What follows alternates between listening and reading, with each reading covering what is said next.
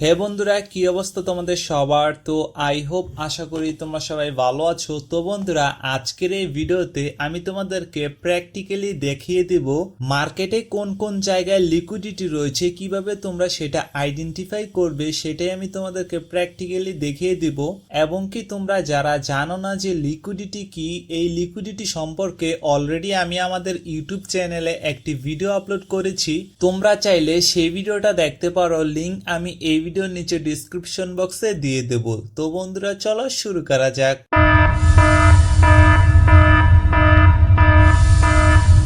তো বন্ধুরা, তোমাদের সবার সামনে দেখতে পারতেছো ইউরো ইউএসডির চার্ট ওপেন রয়েছে 1 আওয়ারের।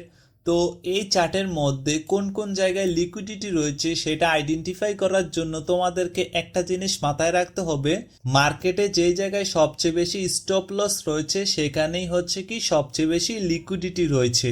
আই হোপ তোমরা সবাই বুঝতে পারছো, মার্কেটে যেই জায়গায় সবচেয়ে বেশি স্টপ লস রয়েছে সেখানে কি মার্কেটে সবচেয়ে বেশি লিকুইডিটি রয়েছে। তো এটাকে কিভাবে তোমরা আইডেন্টিফাই করবে সেটার জন্য দেখতে পারতাছো আমাদের সামনে যে চার্টটা ওপেন রয়েছে, এই চার্টের মধ্যে কোন কোন জায়গায় লিকুইডিটি রয়েছে এটা আইডেন্টিফাই করার জন্য তোমাদেরকে একটা জিনিস খেয়াল রাখতে হবে। মার্কেট দেখতেছো এইখান থেকে বাই হয়েছে, অর্থাৎ কি মার্কেট এইখান থেকে উপরে গেছে, উপরে যাওয়ার পরে আবার মার্কেট এইখান থেকে নিচে আইছে, অর্থাৎ কি কেউ সেল করছে বিদায় তো মার্কেট এইখান থেকে নিচে আইছে, তাই না? নিচে আর পরে দেখতে পারতেছো মার্কেট এইখান থেকে কনসলিডেট করছে, কনসলিডেট করার পরে আবার এইখান থেকে কেউ সেল করছে বিদায় মার্কেট নিচে আইছে, আবার মনে করো যে এইখান থেকে কেউ কিনছে বিদায় অর্থাৎ বাই করছে বিদায় মার্কেট এইখান থেকে আবার উপরে গেছে। তো আই হোপ এই কনসেপ্টটা তোমরা সবাই বুঝতে পারছো। তো মূলত আগে তোমাদেরকে এটা জানতে হবে যে মার্কেট কোথা থেকে উপরে যায় কোথা থেকে নিচে যায়। যেখান থেকে উপরে যায় কিংবা যেখান থেকে নিচে যায় সেখানেই হচ্ছে মার্কেটে মূলত লিকুইডিটি। আই হোপ তোমরা সবাই বুঝতে পারছো, অর্থাৎ কি এইখান থেকে ধরো যে কেউ বাই করছে বিদায় মার্কেট উপরে গেছে, তার মানে কি এইখানে নিচে অনেকের স্টপ লস রয়েছে। তার মানে কি আমি সর্বপ্রথম কি বলছিলাম, যেখানে সবচেয়ে বেশি স্টপ লস রয়েছে কিংবা একটা স্টপ লসও থাকে সেখানে একটা লিকুইডিটি থাকবে, যেখানে অনেক বেশি স্টপ লস থাকবে সেখানে অনেক বেশি লিকুইডিটি থাকবে। তো দেখতে পারতেছো এইখান থেকে অনেকে বাই করছে বিদায় মার্কেট উপরে গেছে, উপরে যাওয়ার পরে এইখান থেকে অনেকে অনেক কিছু দেখা সেল করছে বিদায় মার্কেট এইখানে নিচে আইছে, তার মানে কি এখানে উপরে অনেকের স্টপ লস রয়েছে। তারপরে এইখান থেকে অনেকে বাই করছে বিদায় মার্কেট উপরে গেছে, তার মানে কি এইখানে অনেকের স্টপ লস রয়েছে এইখানে। তারপরে এইখান থেকে অনেকেই অনেক কিছু, অর্থাৎ অনেকে তো অনেকভাবে ট্রেড করে, কেউ সাপোর্ট রেজিস্ট্যান্স অর্থাৎ কেউ প্রাইস অ্যাকশন, ডিফারেন্ট ডিফারেন্ট কনসেপ্টের উপরে অনেকেই ডিফারেন্ট ডিফারেন্ট ভাবে ট্রেডিং করে থাকে। আর হচ্ছে সবার মাইন্ডসেট তো এক না, তাই না? তো বিভিন্ন মানুষ বিভিন্ন জিনিস দেখা মার্কেটে ট্রেডিং করে থাকে। তারপরে দেখতে পারতেছো এইখান থেকে সেল করছে বিদায় মার্কেট এইখানে নিচে আইছে, তার মানে কি এইখানে উপরে অনেকের স্টপ লস রয়েছে। তারপরে এইখান থেকে অনেকে বাই করছে বিদায় মার্কেট এইখান থেকে উপরে গেছে, তার মানে কি এইখানে অনেকের স্টপ লস রয়েছে। তো এখন যারা মার্কেট মেকার অর্থাৎ যারা মার্কেটকে নিজেরা কন্ট্রোল করে থাকে তারা কিন্তু আমাদের মতো এইসব চার্ট প্যাটার্ন দেখা ট্রেডিং করে না, তারা মূলত ফান্ডামেন্টাল অ্যানালাইসিস দেখা ট্রেডিং করে। অর্থাৎ তাদের ট্রেডিং করার নিয়মটাকে আমি তোমাদেরকে একটু বুঝিয়ে বলি, তাহলে তোমরা সবাই বুঝতে পারবে। তো ধরো যে আমরা যারা রিটেল ট্রেডার রয়েছে অর্থাৎ আমরা যারা কম টাকা নিয়ে ট্রেডিং করে থাকি, আমরা মূলত এইসব চার্ট প্যাটার্ন দেখা ট্রেডিং করি। আর হচ্ছে যারা বড় বড় ব্যাংক, ইনস্টিটিউশন, ইনভেস্টমেন্ট কোম্পানি তারা এইসব চার্ট প্যাটার্ন দেখে না, তারা নিজেরাই এইসব চার্ট প্যাটার্ন তৈরি করে। এটাকে তোমাদের সবাইকে বুঝতে হবে। তো ধরো যে একটা বড় ব্যাংক এখন তারা ইউরো ইউএসডিতে আসছে, আসার পরে এখন তারা 2 বিলিয়ন টাকা ইনভেস্ট করতে চায়, অর্থাৎ কি তারা 2 বিলিয়ন টাকার এখন একটা বাই করতে চায়। তো মার্কেটে তারা 2 বিলিয়ন টাকার মতো বাই করার জন্য মার্কেটে সেই 2 বিলিয়ন টাকার মতো অ্যাসেট মার্কেটে থাকতে হবে, তাই না?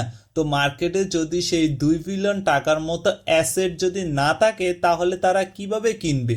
এখন ধরো যে তুমি একটি মুদির দোকানে গেলে, তুমি মুদির দোকানে যাওয়ার পরে এখন তুমি ডিসাইড করলে যে 10 বস্তা চাল কিনবে। এখন যদি সেই মুদির দোকানে 10 বস্তা চালই না থাকে তাহলে তুমি কিভাবে কিনবে? ঠিক একইভাবেও এই মার্কেটেও কোনো কিছু কিনতে হলে মার্কেটে সেটা থাকতে হবে, কোনো কিছু বিক্রি করতে হলে মার্কেটেও সেইটাকে থাকতে হবে। আই হোপ তোমরা এই কনসেপ্টটা বুঝতে পারছো। তো মূলত যারা মার্কেট মেকার রয়েছে এখন তারা ডিসাইড করলো যে মার্কেটে তারা 2 বিলিয়ন টাকার মতো ইউরো ইউএসডি কিনবে।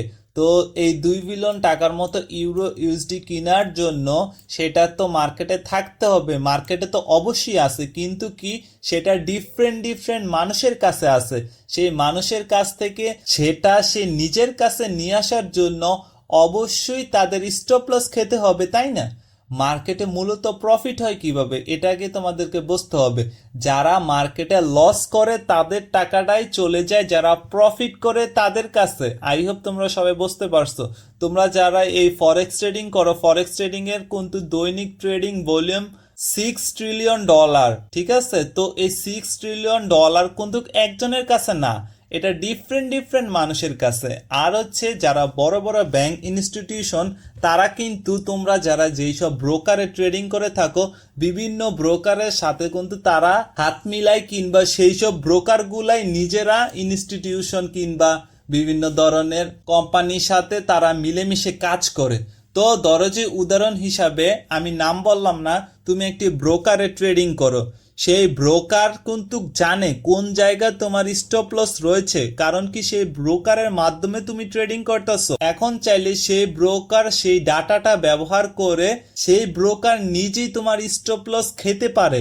আমি আরেকটু তোমাদেরকে সহজভাবে বুঝিয়ে বলি। এখন ধরো যে আমি একজন ব্রোকার, অর্থাৎ কি আমি একটি কোম্পানি খুলছি, এখন আমার এই কোম্পানিতে 100 জন মানুষ আমার আন্ডারে ট্রেডিং করে।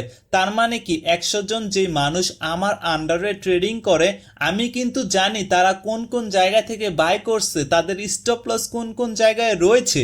আমি কিন্তু এটা জানি, তাদের কার কার অ্যাকাউন্টে কত ডলার আছে এটা কিন্তু আমি জানি। আমি চাইলে আমার আন্ডারে যে 100 জন মানুষ ট্রেডিং করতেছে তাদের সবার স্টপ লস আমি চাইলে খেতে পারি, আমি নিজেই তাদের টাকাগুলোকে নিয়ে আসতে পারি, তাই না? ঠিক একইভাবেও এইসব বড় বড় ব্যাংক ইনস্টিটিউশনরা আগে দেখে যে মার্কেটে কোন কোন জায়গায় স্টপ লস রয়েছে, অর্থাৎ কি লিকুইডিটি রয়েছে। তাদের তো লিকুইডিটি দরকার, তারা কোনো কিছু কিনতে হলে তো কাউকে না কাউকে তো সেই জিনিসটা বিক্রি করতে হবে, তাই না? তো ঠিক একইভাবেও এইখানে তারা মূলত যারা রিটেল ট্রেডার রয়েছে, আমাদের মতো ছোট ছোট ট্রেডার রয়েছে, তোমরা এইখানে ফেসে যাও, বড় বড় মার্কেট মেকারদের কাছে তোমরা সবাই ফেসে যাও, ঠিক আছে? আমরা তো ছোট টাইম ফ্রেমে ট্রেডিং করে থাকি, তারা কিন্তু লং টাইম কিংবা শর্ট টাইমেরও কিন্তু স্মার্ট মানি ট্রেডার রয়েছে যারা একদিনে অনেক বেশি প্রফিট করতে চায়, তারা সবচেয়ে বেশি মার্কেটে